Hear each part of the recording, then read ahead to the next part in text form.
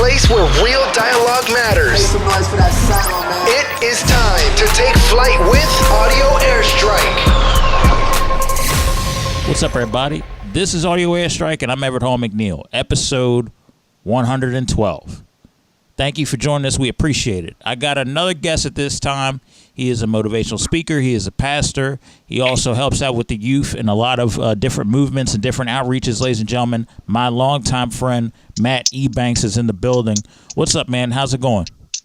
Oh, man, what a pleasure, Everett, man, to be here. Thank you so much for such a wonderful introduction, man. Thank God for what he's done, and thank God for you, man. What an amazing growth spurt that you've had. I'm very, very proud of where you are and what you've come to, man. Thanks so much for having me. Yeah, it's no problem, man. It's no problem at all. We're going to get right into the topics. Now, for those of you who have been worrying about everything but politics, I figured I'd bring this up now. There has been a movement to impeach Donald Trump out of office, spearheaded by Nancy Pelosi. Now, I'm just going to throw this out there.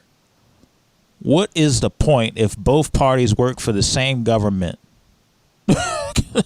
That's my opening thought. That's my opening thought. And Matt, you could take it wherever you want to go. Well, I think that's exactly what I think about. You know, I watch, even going back as far as like a presidential election, or even you watch politics in itself.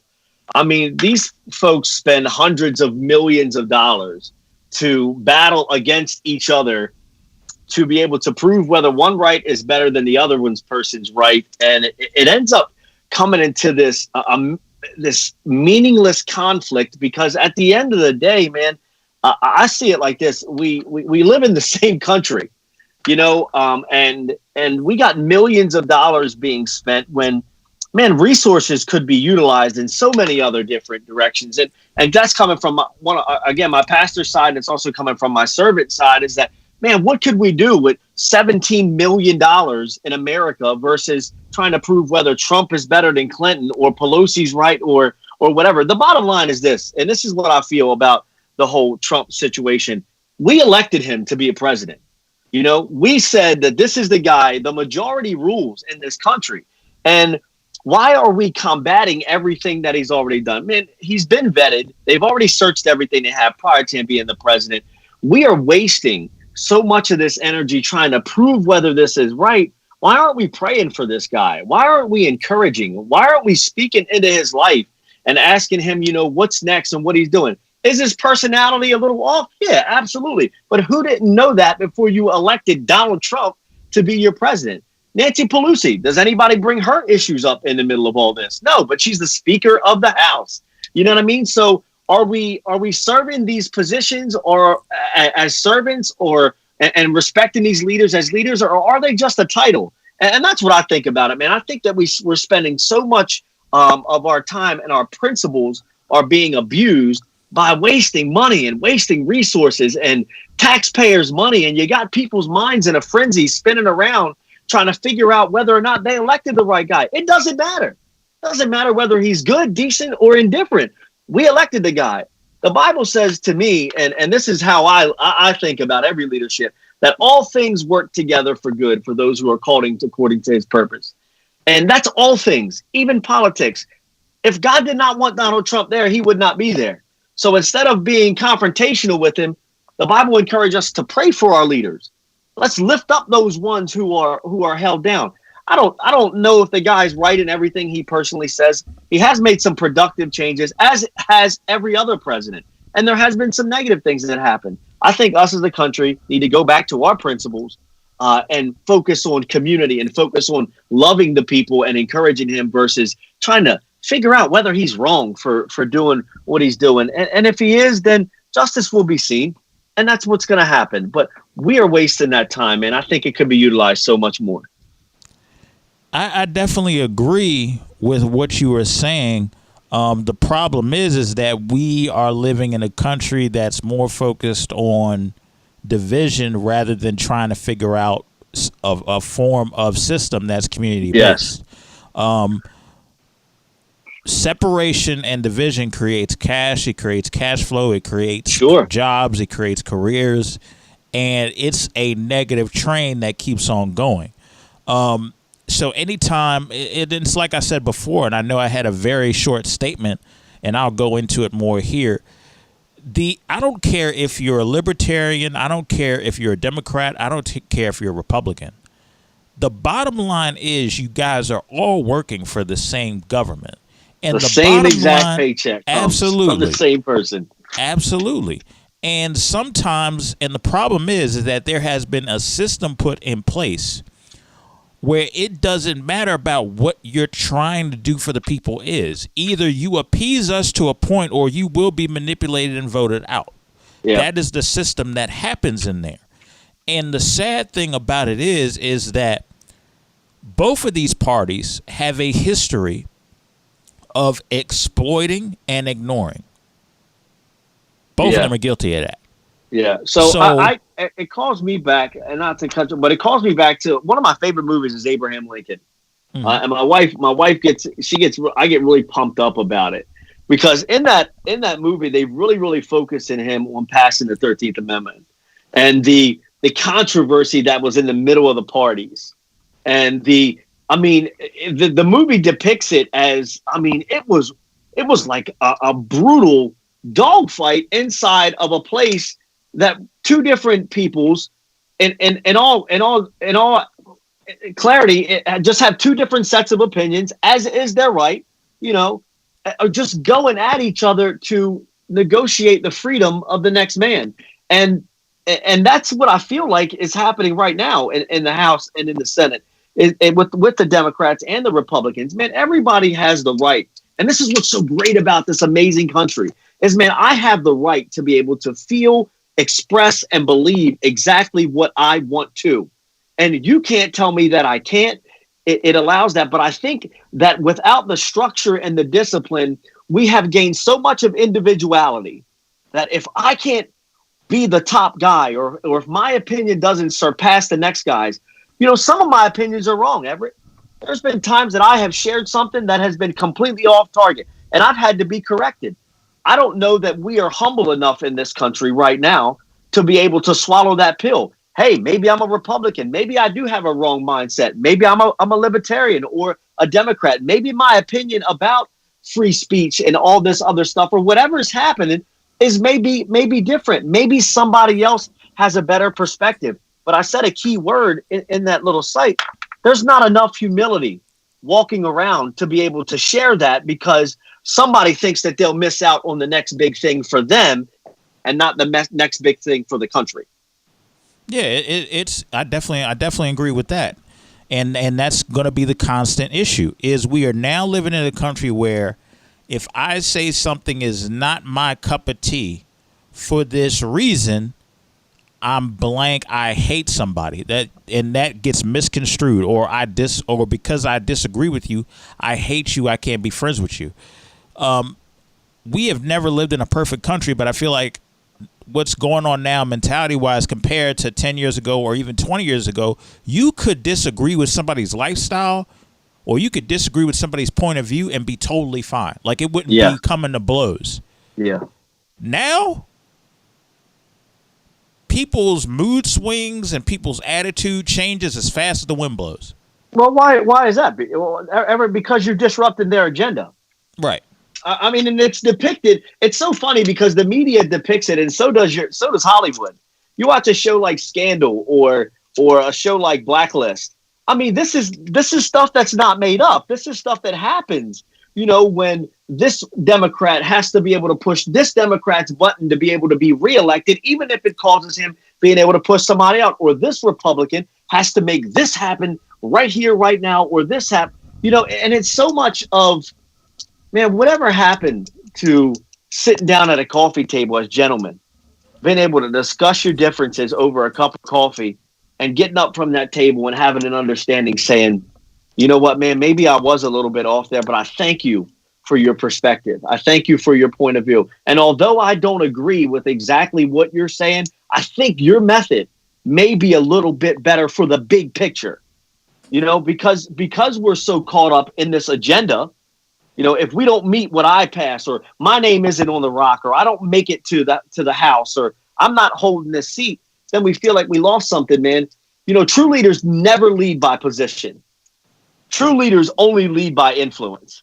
That is Right. the only way. You'll never have to call me a pastor. You'll never have to call me a leader. You'll never have to do that, only because I try my best every day to walk that way. Not because I've been gifted and God has blessed me with those titles, but because that's my lifestyle. And that comes with character building, and it comes with discipline. And man, once you get into politics, it seems like all those good moral things, that good Southern way of living, as my mama used to call it, Right. goes out the door. Right, because and the sad thing about that is you are forced as a politician to sacrifice some percentage, and depending on what you're trying to get, the percentage may be greater. It's like they put a system in to try to sacrifice your integrity, what you stand for, in order to appease that party. It's a very dangerous game to play. I pray for everybody that wants to get into politics, because truth be told, I could not do it. I wouldn't do it. Even if I knew I had the opportunity, I wouldn't do it. And it's so unbalanced, man. If you take every politician, and again, I go back to what I said at the beginning, the money that's spent to be able to promote or to discriminate against, everybody's got something in the dark, or I'm going to tell you what, somebody's going to find it or make it up. Somebody's going to do something and that's just politics. And what shames me the most about that is that's what America, the superpower, free world, has been able to come to be able to elect officials to be able to be your leaders. That's absolutely amazing. That I got to put a commercial out that say that it's sponsored by me to be able to tell you that you're completely off target in this way based on your matter of opinion. Listen, you give the vote to the people. The people voted. They voted Donald Trump as your president. Buddy, back him up. Pray for the guy. Do what you got to do, because guess what? If you vote him again, he's coming back. And if you don't vote him, he's going to leave. But don't make a vote, and don't be a side somebody who serves next to him, like Pelosi and all these other people who are in politics, and be as vengeful. I mean, I don't know particularly what the script is for this impeachment, and to be quite frank with you, it's not even my main priority. But the most hurtful thing about it is that, man, we got kids and parents who are stopping their work hours to watch this whole thing go on. When I could walk around the corner from my house just right now, and there's 13 guys laying on a park bench.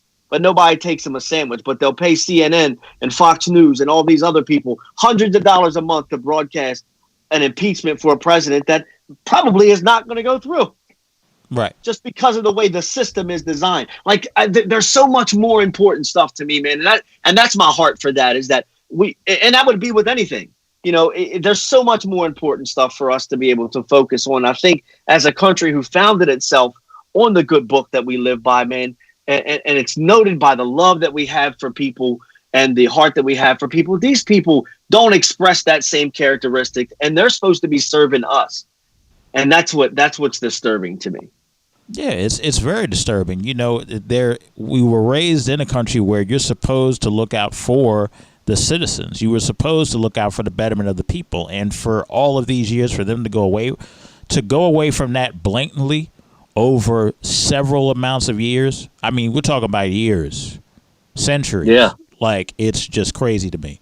So, best thing to do is pray over the situation, regardless of what your political affiliation is, because at the end of the day, their pockets are full, and we're the ones that suffer any consequences that they are coming up with. Well, I know they get their just due in the end, but I mean, the rules that they're making, the rules that they're passing, who they appoint or reject, does affect us.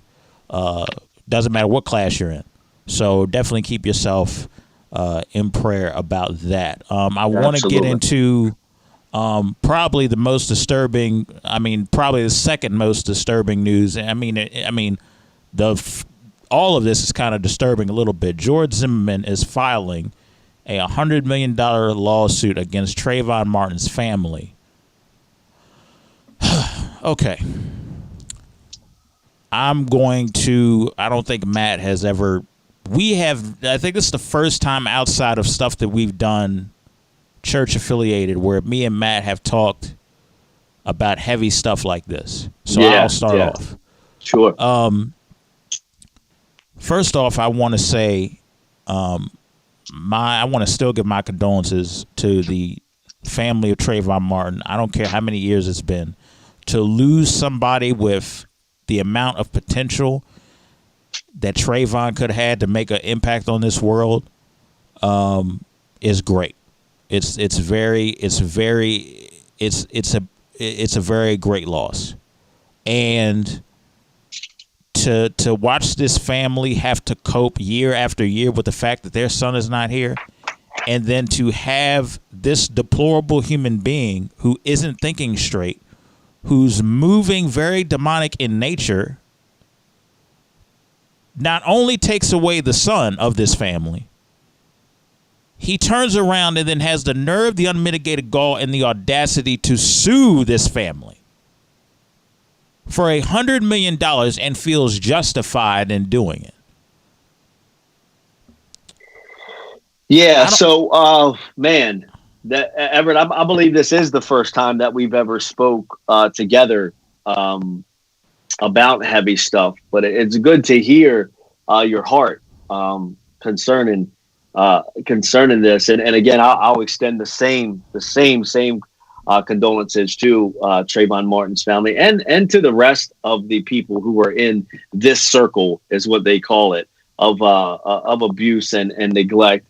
My words to George Zimmerman, if I had him in front of me, would be why.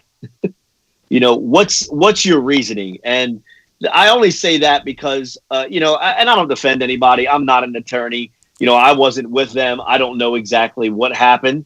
You can only speculate by any instinct of what happened at all. The only people that know it is Zimmerman and Trayvon. That's the only people that know what happened, to be honest with you. Stories can be maybe taught, can be fabricated or whatever, but at the end of the day, the truth will set him free and set that family free, because Zimmerman, apparently, who was not a police officer, was a neighborhood watch guy, took it upon himself to make a decision that he wasn't even qualified to make. And not only that, but to take a person's life. Not only that, to go even further, he got acquitted. So the guy walks away from doing this. This family's still suffering, no matter whether it was a conflict or not. The mother still lost a son. Right.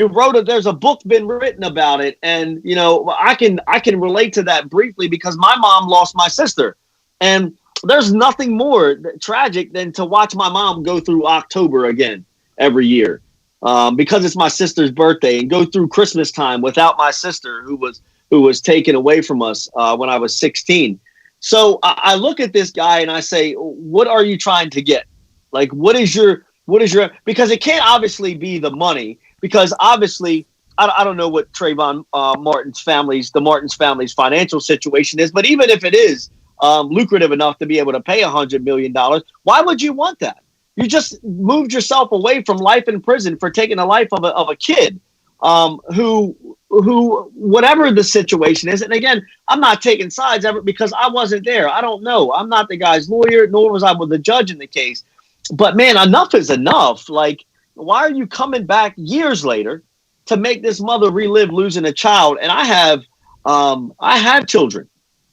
And, I took one of my boys to the Ravens game the other day. And, sometimes the city can get a little crazy, and we had to walk a little. I can only imagine if something were to happen to him. What would happen to me as a dad or as a father, being able to deal with that, and to have this guy, come back, and especially some astronomical number like $100 million. Zimmerman, what are you going to do with $100 million? You're going to waste it. You're going to end up in some frenzy somewhere to be able. Somebody's going to write a story about you, man. So I again extend my condolences to the Martin family, and the potential that kid had was taken away from that mom. The ability for Zimmerman to be able to come back and then try to petition that mom for $100 million after he has been acquitted of the murder of her son is absolutely, to me, is it's so unpartisan, and it's really, really arrogant. I think that's how I feel. It's beyond the word of disrespect. it infuriates me the level of disrespect that this family has faced. It infuriates me that this man is still walking around like it ain't no care in the world. And I'm just speaking from the heart here. Like, this was the first time for me when I turned around and saw this happening, because I remember when the Trayvon Martin murder happened. Yeah. And that's when the news finally got around to reporting stuff about police brutality in terms of that particular issue that happened. I think that lit the match.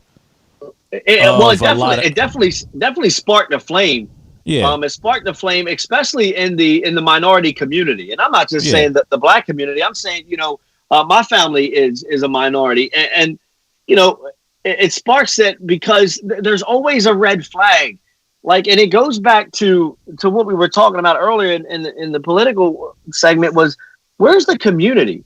Who knows that the kid just didn't need somebody to walk him home? As a neighborhood watch, isn't that what's supposed to happen? You're supposed to maintain. That would happen. Yeah, you would think that would be what was happening, but to kill a kid, what was absolutely uncalled for and way out of line. The guy got acquitted for the murder, but now he's asking for $100 million. So a question to me, again, going back, would be, Mr. Zimmerman, what is your end game?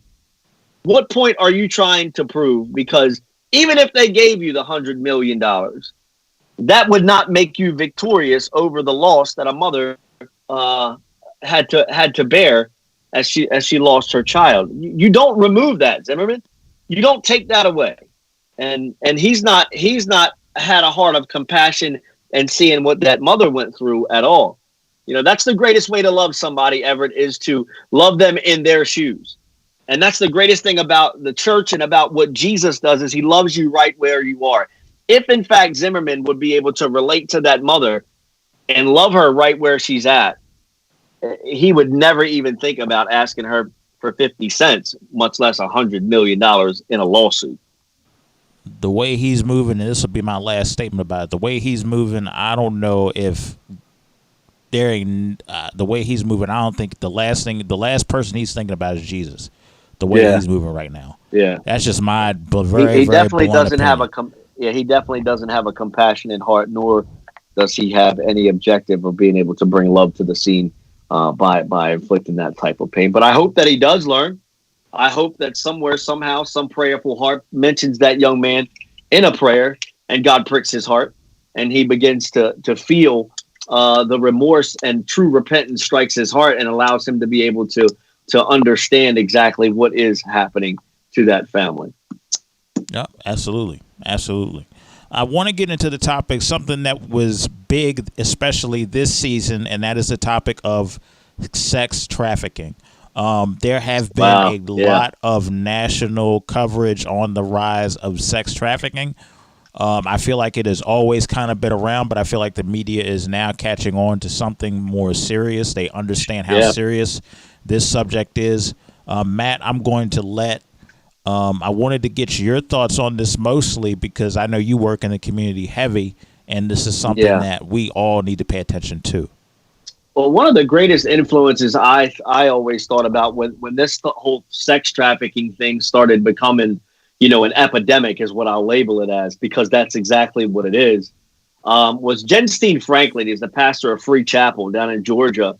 And he took a very aggressive approach to removing, even going as far as going into the brothels and to the places where they keep these young girls and pulling them out of there. And I'll say this, and I'll have to bear this, but the underworld of America is very perverse. Pornography and sex trafficking, and just sex in itself is marketable to everything that happens, and it's utilized to make young women and young men think that they have to keep up with the status quo. And then you take the influence of a drug and place that into an innocent young man or an innocent young girl's body and make them dependent on that drug to be able to utilize them to make money. And not only that, Everett, here's a flip coin to that, is the individuals on the other side of that event that's participating in that is going and spending the $300 billion a year that it takes or is invested into those type of things. Guard your hearts, guard your kids, pray for your children daily, walk your kids to school, walk your neighbors' kids to school. Watch these young girls as they're walking in and out of hotels. What is the need for that? If something looks suspicious, make it known. That girl's 14 years old. She's high on heroin. She has no idea what she's doing at the Holiday Inn or whatever place she's at out in the sticks when the disgusting men that are going to treat themselves, per se, to that type of thing. So it isn't just the act of the trafficking that's happening. It's the involvement in it as well that's evolving this thing into the epidemic that I said. So, man, I am almost frustrated to a point of anger with the representation of what that does to us as a people, us as humanity. Because again, I relate back to, I just had a newborn little girl. She's 3 weeks old. She'll be a month old on the 18th. And I could never even imagine. I have a 9-year-old daughter, and I have other children that are involved. It's I can't fathom what it would take for that to happen. So, and the last note I'll say is stand up, man. Stand up for your families. Where is your daughter? Why does she have a cell phone at 8 o'clock or at 8 years old? Why is she have an Instagram or a Snapchat or all of these things that society has told them that it's okay to have? Like, this is part of our culture. You need to be able to communicate on a no basis. You know what? Bring your butt home. That's how you communicate with me after school. You don't call me from a Snapchat or tell me from a Facebook Messenger that you're hanging out at Johnny's house. No, I want to see your face. We need to take responsibility for what's happening in this country, in that essence of protection and looking out for the next guy and watching everything that's going on around us. Yeah, I definitely agree with that. I think that there is a lot. I think as men, especially, we need to take into account that we're naturally taught to protect our women. That's what we are taught to do, naturally. Now, these days, that mentality is kind of going away, in my personal opinion. I feel like we spend more time looking out for ourselves than protecting the women that really need the help. You know what I'm saying? Or protecting all women no matter what the situation is.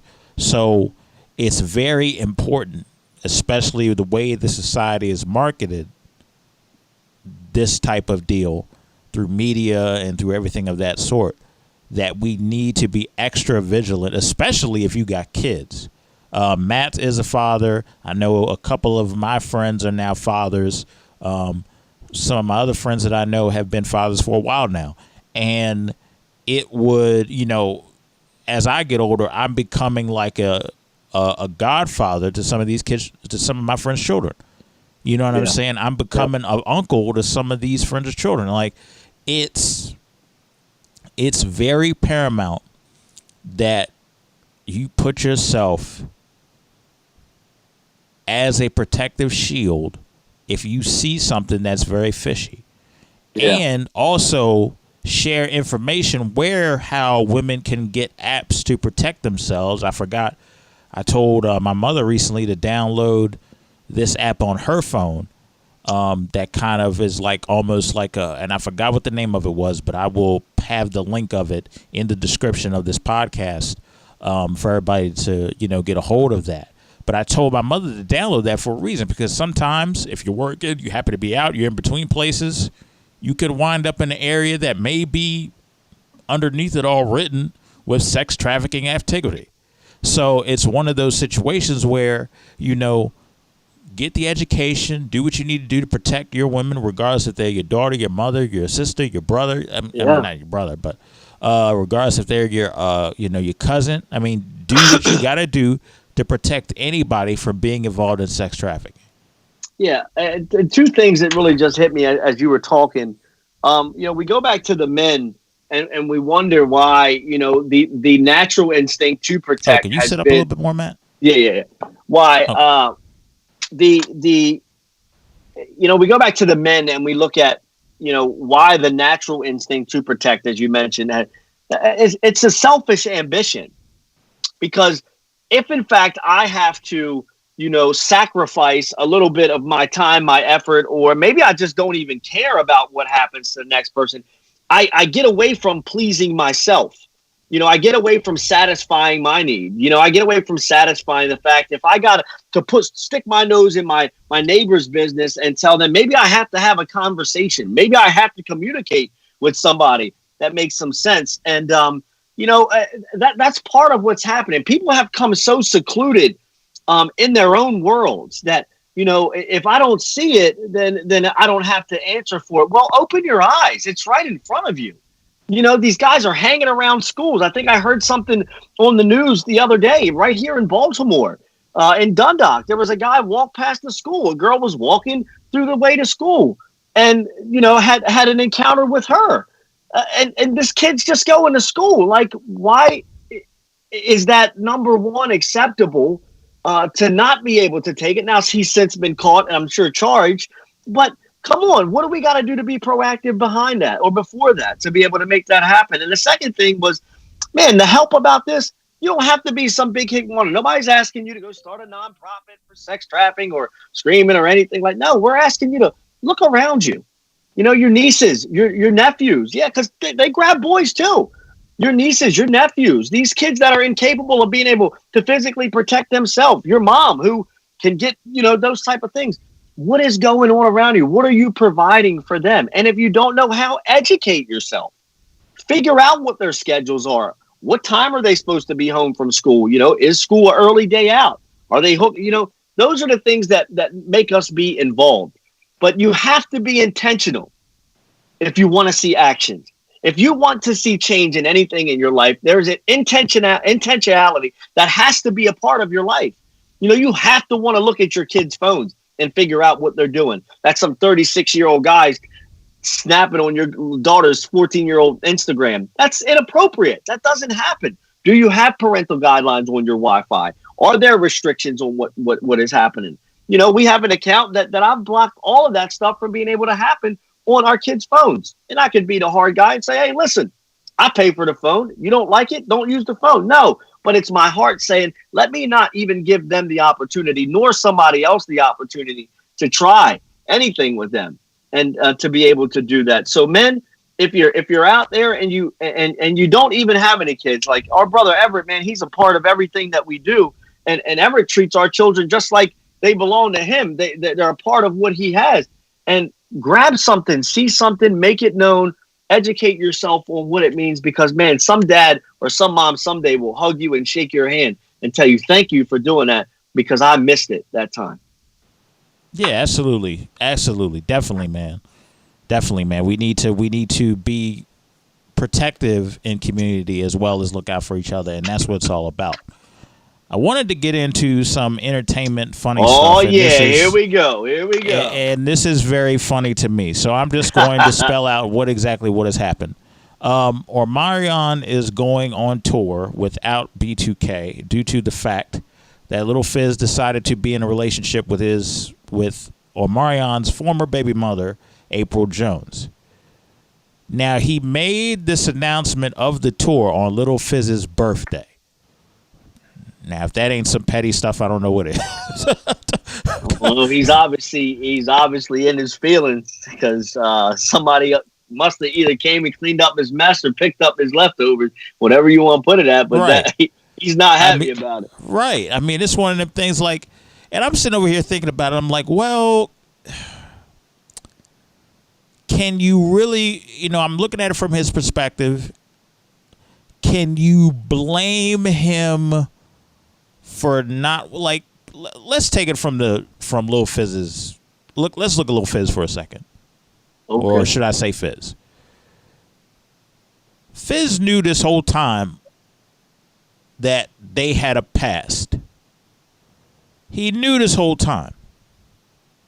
So if I'm Omarion, I don't feel comfortable. This is where the communication is an issue. This is where the pettiness is an issue. Yeah. This is where being on reality show is an issue. I got history with this woman, but you still insisted on pursuing a relationship with her, despite the fact I have history, despite the fact it got messy, despite the fact that it's not seeing eye to eye, and you still pursued it. How do I feel comfortable being on tour with you and making money as a retro act now that everybody is older? Right. That's a very uncomfortable, nasty situation to be. If that was him, I don't know if I would feel comfortable being on tour with all that going on. Well, I think the initial part of that, dude, is coming out of that sex trafficking thing and going into this is just really, really just hilarious to me. But these guys were young kids who developed great music. Had a good little run, made a couple dollars, and now are growing into men and having babies and all this other stuff. But I think Omarion, from my perspective, is more hurt about the, like you said, the pact and the trust that they developed as young guys. When you're a guy, you already know the code, and I don't need to repeat it, but you know the code, man. You always stick with your brothers and all that stuff. And when that goes out the window, then nothing feels comfortable, man. Nothing feels like it's us again, meaning the relationship between Omarion and Fizz. They probably both feel disrespected. Pride's probably really swelled up, thinking, I got your girl, or hey, you took my girl. Or even if that was the case, I don't know if Omarion and April Jones were separated at the time or whatever had happened, but it's evident that there was a trust and a hurt that's happened with Omarion and Fizz, and there is nothing that can fix that. And this is something I've always, when I mentored folks and spoke to especially young men and people who are in difficult situations, is time. Things I must earn, and that's where trust comes. And I don't know that type of trust will ever be built as long as Fizz remains in that relationship. And a big ups to Omarion for, I guess, not making a huge spectacle. I haven't seen anything ever that's been caused any kind of conflicts or crazy, but he just handled it more mature out of the right. three. I would say, that's what I was going to say.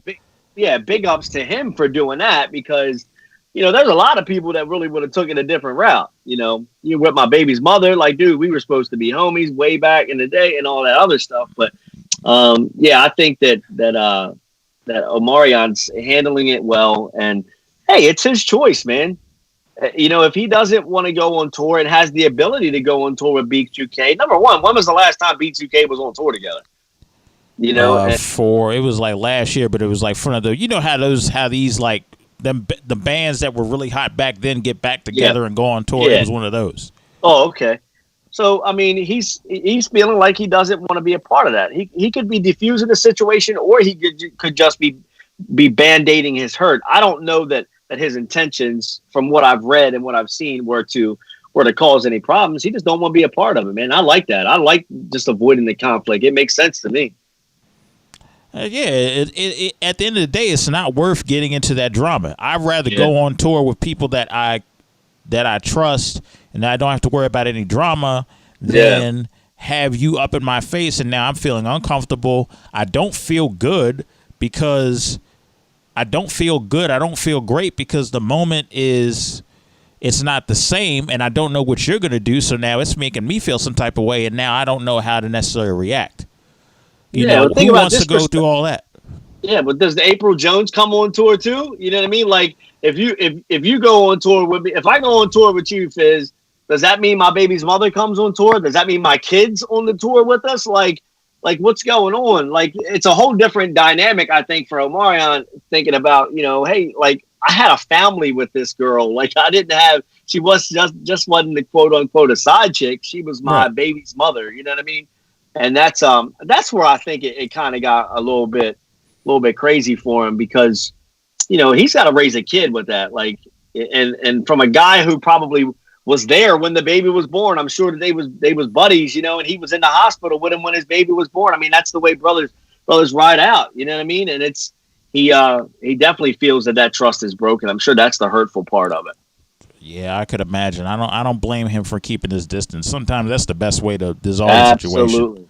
Absolutely. Now, I wanted to take a quick look back, and we ain't going to spend much time on this. However, I did want to take a quick look back at Myles Garrett and Mason Rudolph in that altercation.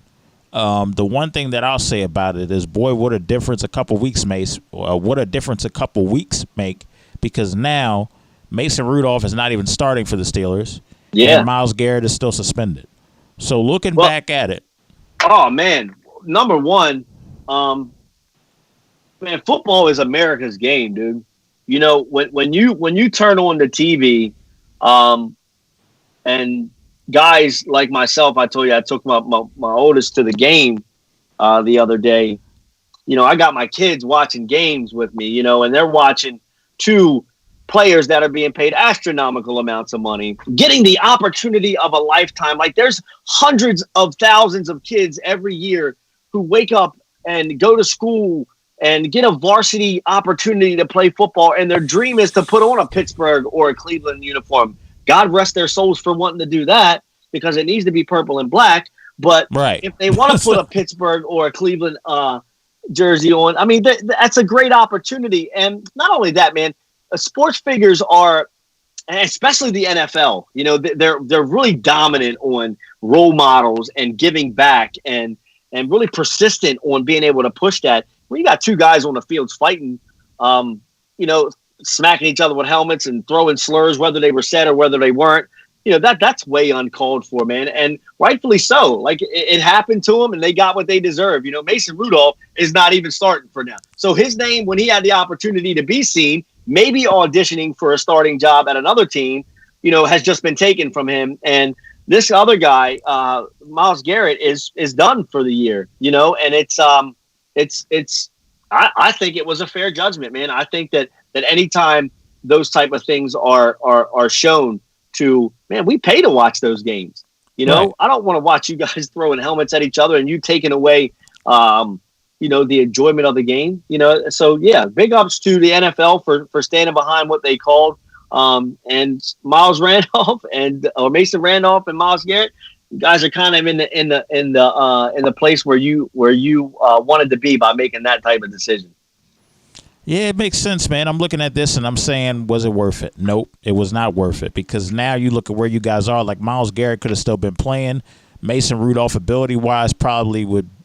I mean, if this situation wouldn't have happened, he probably would still be riding the bench right about now, because play-wise, he hasn't done enough to keep the starting job as a quarterback with Ben Roethlisberger out. So, I mean, I'm even looking at Myles Garrett crazy, because, like, you could have still been playing. Yeah. Even though you guys really are not in any type of threat to the AFC North, but I'm just saying, sure, like, it's one of those situations where, you know, this could have been avoided on so many different routes. And then I will say this, both of them are wrong, but I will say this about Mason Rudolph. First off, why would you keep? I'm looking at the fight closely. Why would you keep coming at the guy who outweighs you, who's stronger than you? Right. I don't care how mad you are. You were already mad because you threw a bunch of picks in the game. So you was already mad about that. And then you got sacked on top of that. So then you're just going to take your frustrations out. That's not the – there's a difference between being passionate and then being ticked off and throwing a hissy fit. There's a lot of things that probably go into that. And again, football is a very violent, aggressive game. I mean, you think about it, dude. You got guys that are 100 and 200 pounds bigger than each other, just full force for like 4 hours, smashing into each other as hard as they possibly can. And, you know, there's pride. There's, you know, you're having a losing season. Your team hasn't always been up to par. I mean, there's a lot of things that can play into that. But first and foremost, man, you're a man. And you are a person who has the opportunity to do something that, man, I guarantee you can go to some neighborhood and find somebody somewhere that says, hey, you want to play football for the Steelers tonight, man, and they will strap up and go any way they possibly can. With the quickness. You've just wasted that opportunity. So to me, personally, you didn't care about it. You did not cherish the fact that you were in NFL. Not only that time, Mason Rudolph, you were a starting quarterback. and Myles Garrett, you were a star. Like, you guys were starting football players on an NFL football team, and you took the audacity, is what I'll say, to be able to continue. Not only did he just push each other and move on, because that's aggression, that's men, but they went at it like down the field. Refs are trying to break it up. Helmets are coming off. Like, come on, that's way over the top, man. Yeah, it's way over the top. But speaking of somebody who's way over the top, but in a good way, we're going to get to Lamar Jackson. The impact that Lamar Jackson has had on this game, the amount of people that have criticized him, and he has shut them up week after week after week. The bottom line is this. This man went from being booed by some fake Ravens fans that didn't believe in this kid to now he is the most adored man in Baltimore because he is grown not only as a football player, not only as an athlete, but as a leader. Yeah. This kid is 22 years old, Everett, and he has surpassed. I was reading this morning just some of the things that he has done that no other quarterback has done. He came in last year and started the last few games after Joe Flacco went on his way and ended up doing remarkable. Came back this year. And I think the most surprising thing about me is the kid's got legs of lightning. He will shake the boots out of a room, and he has just taken the opportunity to better his game, his pocket passing. I was at the game the other day. He broke Michael Vick's rushing record. He threw 5 touchdowns while breaking a rushing record. Like, he has developed so much, and again, like you said, he has taken on that leadership role. As humble as he can be, as kind as he can be, and as electrifying to watch, that makes it all the more better when he composes himself in that manner and cares about what's going on. Man, I tell you what, and I am a Ravens fan, and I will have always been. But I tell you what, and I say this to any other team or any other, it's going to be tough to beat them boys, man. If you don't come with your A game, because he has got an arsenal in his own, not counting the other guys that are behind him. But again, his improvement has impacted all of the players. He opens up windows for play action passing with his read option. Like, there's so much that goes on because of his ability, man. So big ups to Lamar, man. Congratulations on breaking the record. And man, I am excited to watch us over these next few weeks, what happens. Yeah, me too. Absolutely, man. I will say this, the crazy thing about this is with Lamar, it's been a long time since I've seen Ravens players. There's a difference between playing with someone and playing for somebody. Hey, come on. That's a good call. Yep. That's awesome. When you are playing for somebody, the feeling is different. And I haven't seen that since, oddly enough, our last Super Bowl run. Yeah. That's no shots. I'm just calling it like it is. That's no shots to whoever. That's no shots to Flacco. That's no shots to whoever played in the middle between that. But this is the first time in almost, let me see, it's 2019 right now. We're about to go into 2020. So we're talking almost 8 to 7 years. Yeah. We have not seen a team play for each other, a Ravens team play for each other in that amount of time. And they got the perfect guy to do that. They definitely do. And that's the thing. We had the perfect guy back then to be able to shoulder a team. I remember that game vividly. It was a 4th and 2. And we were on the goal line. The lights had went out and Ray Lewis looked at them guys and said, "This is it right here. This is my career. This is my super. This is everything. What are we going to do?" And they clocked back, man. They came back and went. And I think that kid carries that same aura. Right. You got guys like Michael Vick and Ray Lewis saying, "Man, I'd come back and play with this kid."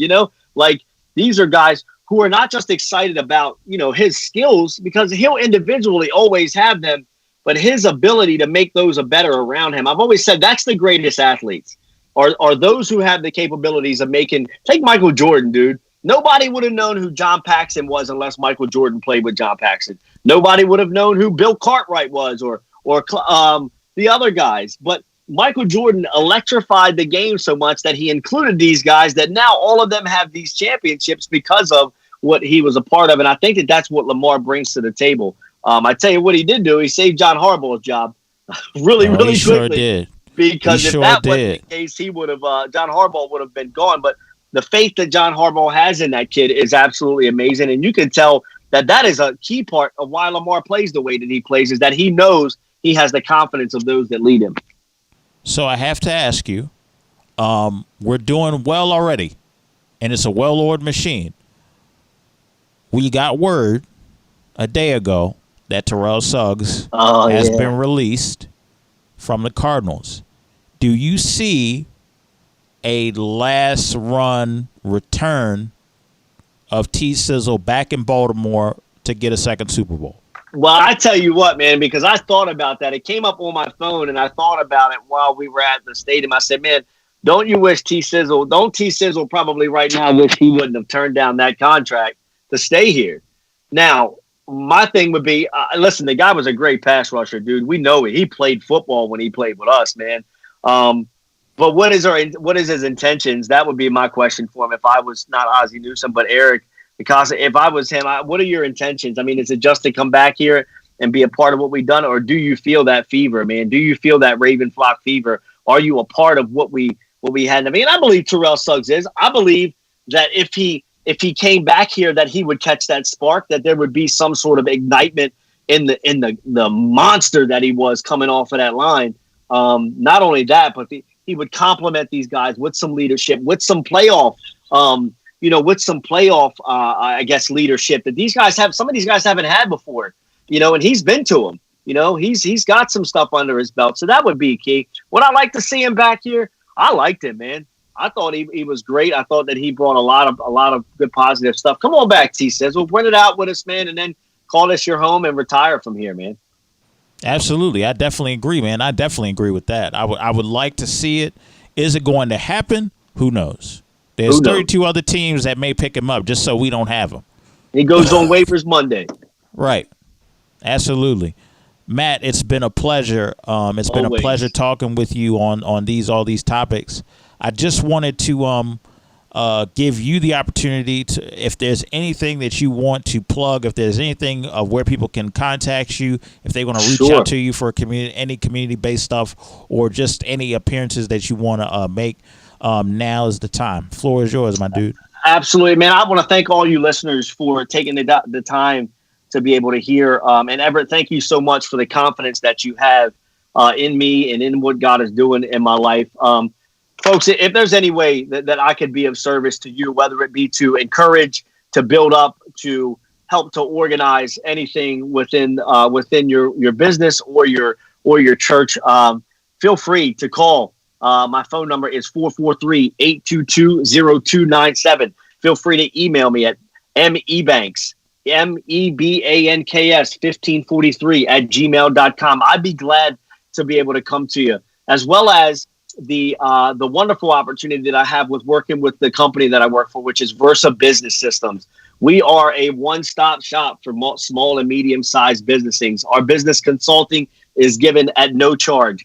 We help businesses that are small, that are trying to get to the next step, that are trying to be able to grow. We help them do that. Not only is it our goal to be able to be a part of you for the one time, but we want to build a lifelong relationship with you. And you can call me at the same number or call me at a work number at 713-344-1587. If for any means you're looking for any kind of working capital or a business loan, we are the ones to be able to touch you, because if we can't get you the money, then nobody can. And that's simply because we have built relationships and resources with everybody we can. Everett, I thank you so much, man, again, for having me. You are my brother in the Lord, man, and I appreciate you and look forward to spending some time with you here soon. Absolutely. Absolutely. Definitely, man. You always wanted the homies. You always wanted the bros, so definitely, that'll never change. Yes, that'll sir. never change. Well, this has been another edition of Audio Airstrike. Thank you guys for listening. Until next, everybody, see ya.